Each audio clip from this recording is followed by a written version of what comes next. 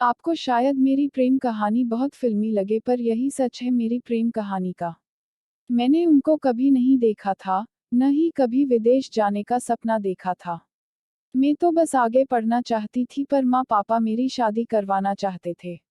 एक दिन मैंने भी गुस्से में आकर कह दिया कि अगर आप लोग मुझसे इतने ही परेशान हो तो कर दो मेरी शादी।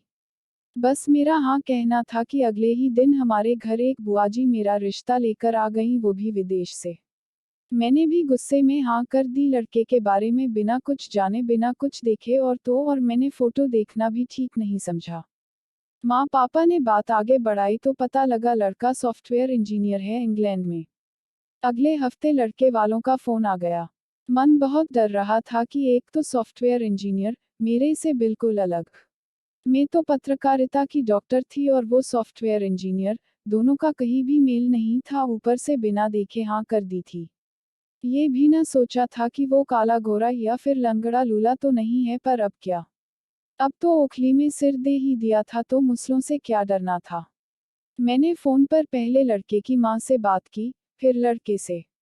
जब उसने पहली बार फोन पर हेलो बोला तो जैसे मुझे अपने वशीभूत ही कर लिया।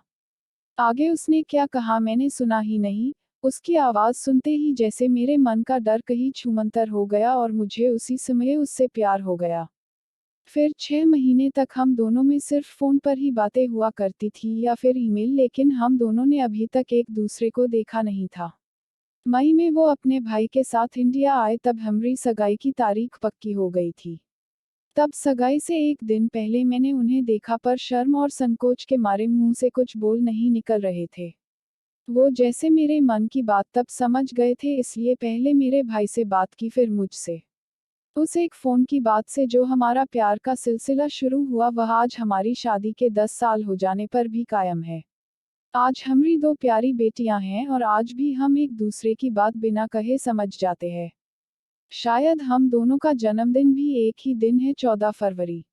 इसलिए अभी तक हम ये ही मानते हैं कि शायद भगवान ने हमें एक ही दिन 2 अलग-अलग देशों में पैदा करके भी एक साथ रहने के लिए बनाया है। हाँ, और जो माँ पापा से दूर जाने की बात कही थी वो सच हो गई, अब मैं माँ पापा से कभी कभी ही मिल पाती हूँ। लेकिन पति और ससुराल से इतना प्यार मिला है कि माँ पापा की कमी ज्यादा खलती नहीं है।